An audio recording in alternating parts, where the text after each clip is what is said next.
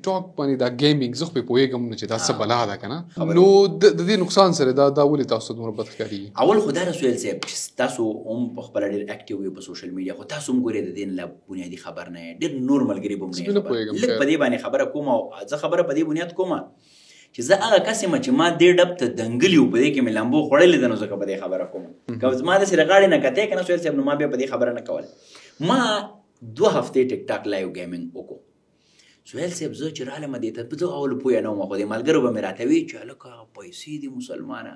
او سوشل میډیا خو زموږ پلیټفارم دی هر آوټلیټس نه پکار ده چې مونږ ګټه وکړو ما ورته وایي چې دا درسره منمه زموږ د ایکسپرټي ده پکار ده چې دې ګټه وکړو چې کېناستم سهیل صاحب نو اوله ورځ خو ما د خوشحال خان بابا یو کتاب ځان ته کېښو ما سره هلته زما کمره کې و ارمغان خوشحال نو شعرونه به مې وی او چې څه ځای پورې پوهېدم نو یو اوله کې راته داسې یو 100 کسان کېناسته چې دا شعر مې رو وی نو دا کسان کمېده که اخره کې راته یو 2 کسان ناست وو یو ګنټه ما قصې وکړې جبۍ مې هم وچه شوه څه شی دې جوړ نه شو نو زما یو ملګري ما ته فون وکړی خدای دې ووایه وی دا په خوشحال خان او په رحمان بابا نه کېږي وی څومره پیسې راته رالي نو ما چې خپل هغه اکاونټ وکتو نو ما ته څه 600 وي که 200 روپۍ راغلې وي پاکستاني نو ما ورته ویم دې ځای نه وی نه وی د شپې خلکو ته یو 2 لک روپۍ راځي دا څه ویې لکه ما یې مړه هسې ګډوډې وی ته ما څه چل به کوو وی سبا به لایو راځو گیمینګ به کوو ته به ماله سزا راکړې او زه به تاله سزا راکوم او سرګونډی به ووهو ما دا څه ما هلکه سرګونډی خو بد شی نه دی خو لکه ما پوه نه یم چې دا به څنګه سرګونډی که نه یاره سبا چې کېناست نو ده ماته وی ګوره نو چې کېنو دی وایي ملګرو نن به د افسر افغان پته لګي دا به تاسو ته پته لګي چې زه به ته څنګه سرګونډی اړوم او څنګه بهر دلته چې شروع کړو نو ما یې خبرو کې رانه سړی ګټي نو ما هم شروع کړه ما ملګرو تاسو به ووینئ چې سرګونډۍ مې ما نه خلک زده کوي په دې شي پوه نه وم چې دا دې څه وایي او څه صاحب سوله تاسو په خدای یقین وکړئ که نه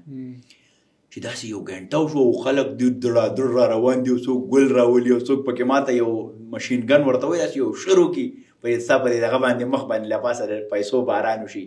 یو ځای کې پکې یو غړوت وشو یو مهی پکې راغی یو کب هلکه وی راوله راغی یاره داسې یو ګنټه ناست وم او 15 منټه بعد 3 ګیمونه 15 منټه یو ګیمي د هر 3 ګیمونو نه پس چې څوک پکې 2 ګټي نو دی دریم کس ته وایي چې بسم الله ځه اوس په سر باندې ودرېږه اوس یو سرګونډی ووه اوس چې کوم دی نو دا یوه سترګه پټه کوه خلکو سره خبرې کوه او پوزه بنده کوه یو عجیبه بهرحال ما دا یوه ورځ ما راشه ګوره چې څه دي پکې کله به مې سترګه پټوله او کله به په خپه ودرېدم او کله به مې سر داسې کوه او کله به مې 15 ګیلاسه اوبه څښلې سهیل صاحب یقین په خدای وکوئ ما ته په یوه شپه کې چې مې وکاته بیا هغې کې سمدستي کتی کېږي بیلنس چې بیا دې خوا راشي که نه چې ته کله ټیک ټاک اکاونټ دې رجسټر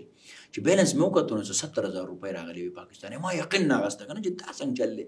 مونږ خو صرف ګنټه ګډې وډې ویلې وروره شی خو دا دی هلته مونږ ځان په یوټیوب ستړی کړو په فیسبوک باندې او دومره پیسې مونږ له اکاس ته ما یې چاره که شی خو ښه دی لکه هغه وي اوس به یې وچل وي سبا ما ورته وایي چې لږ به نور تېزېږو سبا دا خبره ډېره کمه ده لکه 70,000 څه شی دی یاره سبا بیا سهیل صاحب که دا په ریکارډ دي دا خبرې که نه ما سره هغه سکرین شاټس او دا به هم په 2 هفتو کې ما 6 لکه روپۍ وګټلې 6 لکه دا خو مزې دي مزې بیا به ته یو اکاونټ پی پال اکاونټ دا دلته نه ویډرا کېږي دا به بهر ته بیا به ته مالته یو ملګری مې و امریکا کې هغه وی پیسې راوله بیا هغه مشه هغه ته مې ټرانسفر کړې یاره دا قودي پیسې هغه بیا دلته یو بل ملګري ته دا یاره زه حیران پاتې چې هلکه افسر افغانه دا مونږ خو ځان هسې برباد شیخ وروره دا دی دا مونږ په سکنده سر وروره یوټیوب دی په یو غرخېږي شپې 1 لک روپۍ دی او ناڅاپي بیا ما ته ملګري ووایي چې ته د دې هغه خلک وګوره څوک چې ایکسپرټ دی او د شپې 50 لک روپۍ ګټي هلکه ما دا پکې څه دي نو یو 2 کسانو یو پښتون دی نوم یې نه اخیسته غواړم او یو پنجابی دی یاره چې دا مې وکاته که نه سهیل صاحب او دیو ته هغه زه خو بیا پوه شوم چې دا پیسې د څه ځای نه ځي تا ته چې څومره ګفټینګ کېږي که نه څوک ګل راولي څوک مهی څوک ازمری راولي څوک مشین ګن نو د دې ګفټینګ څوک زړه راولي دا پیسې هغه ریچارج کوي هلته دا پیسې دې جوړېږي دلته یاره ما چې د دې هغه ویډیوګانې وکتې 15 منټه مسلسل به دیو ته ازمري راتله او میان او یو ازمری چې دی هغه 1700 ریال دی که څه شی دی یاره که ما دا خو چې د هغو هغه مې وکتو سهیل صاحب لهجه که نه یاره زما بس مازغه ګډوډ شو چې دا څنګه چل دی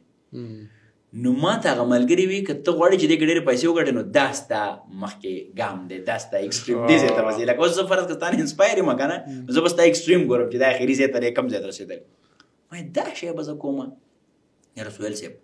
ما هغه ډېر وکاته او هغې زما زړه برباد کړو چې دا څنګه چل دی هغو چې کومې خبرې به یې ورسره جینکۍ ناستې وي او کومې سزاګانې لایو چې به ما کتې که نه ما بس دې خپل ملګري ته ووایي چې هلکه نور به دغه نه کوو، سزاګانې به نه ورکوو. نو دوی وایي چې نه سزاګانې خو به دې کې هم ریمای نه، دا به نورې نه ورکوو. نو چې سزاګانې موږ پرېښودې نو ورور هغه شی بیا د 1,00,000 روپو نه بیا واپس راغی 500-600 روپو ته. ته د دې خلکو نفسیاتو ته ګوره چې ته به څومره بېعزته کېدې، څومره به دې کنځلې خوړې، په سر به ودرېدې، سرکونډۍ به دې والې، کمیس به دې شلو، دومره به ګفټنګ ډېر کېده چې دا به نه سهیل صاحب هېڅ شی به نه. یاره جي ما یو 2 هفتې بعد خپل یو اسسمنټ غونې وکړو که نه، زما لهجه تیزه شوې وه، سپکه شوې وه، کمزورې شوې وه. ما چې خپل دا ویډیوګانې بیا کاته ما ته به هغه ریلز خلکو رالېږل چې د ورځې به مې کاته نه کوم دا زه څه په کنده باندې سر شوی یم. په خدای باور وکړئ سهیل صاحب، زه که نن هم کښېنم که نه، زه به د شپې 10 لکه روپۍ په ټیک ټاک ګټم. دا ډېر لوی زړه غواړي دا موږ چې خلکو ته یې وکړو چې ته دومره غټې پیسې په لته باندې وهې. خو صرف په دې وجه مې پرېښودو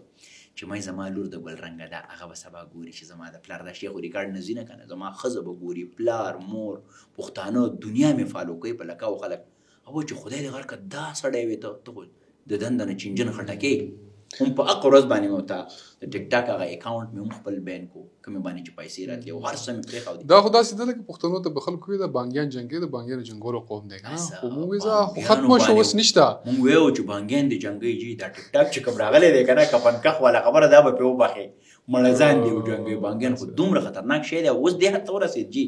بعضې خبرې زه نشم کولی که نه، که تاسو چېرته خپل وګورئ اکسپیرینس یې کوئ. زه یم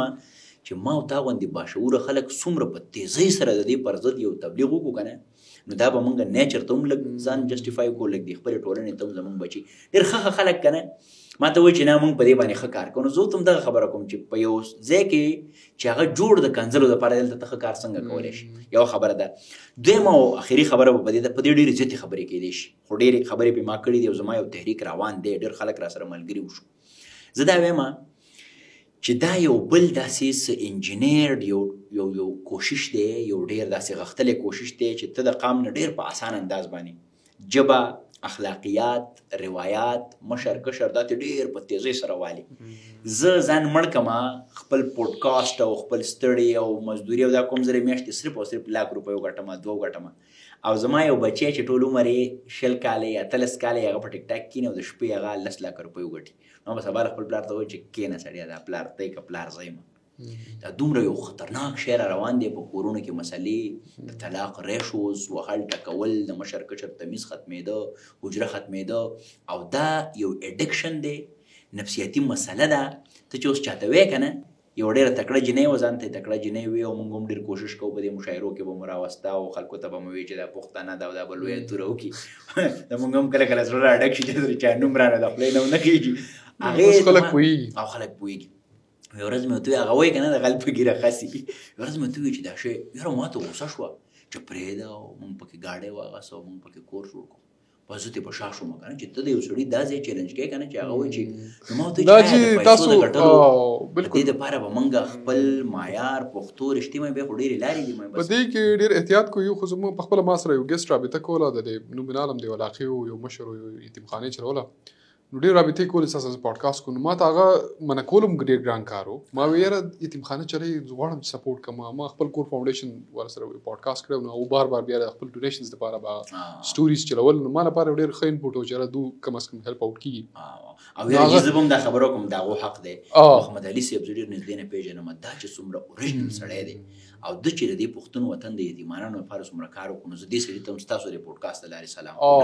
نو ډېر لوی کار کوي که نه. نو ما بل یو سړي سره رابطه کوله، بار بار کوشش کوو په مختلف طریقو باندې. نو ما سړی وایډ کوو، ما ته داسې فیل زه چې په چا نه یم پوه، زه نه راغواړم که نه. ټولو نه لوی امانت نو عموما چې موږ بیا وروسته خبر شو، نو هغه د یو ماشومې سره په یو کیس کې دا ګوره ټیک شو. نو بیا ډېر خوشحاله وم چې یو خدای ستاسو شکر دی کله کله په لاشعوري توګه موږ ډېر غلط خلک پروپاګیټ کوي. نو دا خبره مې تاسو ته کوله چې بعضې ټیم لکه ستاسو سرکل خو ډېر زیات دی، تاسو یو سرکل ته راننوځئ تاسو سړی نه پېژنئ، عموما هغه ستاسو نه پروموټ شي. او سوشل میډیا خو ډېر خلک سادهګان دي، هغه دا وایي چې ډېر پوه خلک دي، وروسته هغه بیک ګراوند بل شان دي. نو ډېر احتیاط پکار دی. هغه ورځ یو سړی راغی خبرې ډېرې کړي، نو ما ته په منډې داسې ونیوم چې زه خو په تا مړ یم او ډېر غټ فین یم او راځه زما دوکان ته یو ویډیو کوو. ما ورته ویل وروره ما سره ګل رنګ او ګل ویشت دي، په ما لږه تعدیم ده، او بل دا چې ستا دوکان د څه شي دی، ته راشې ویل ته به خبر شي که نه.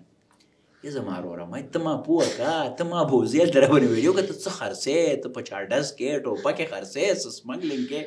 سړی خفه شو وروره،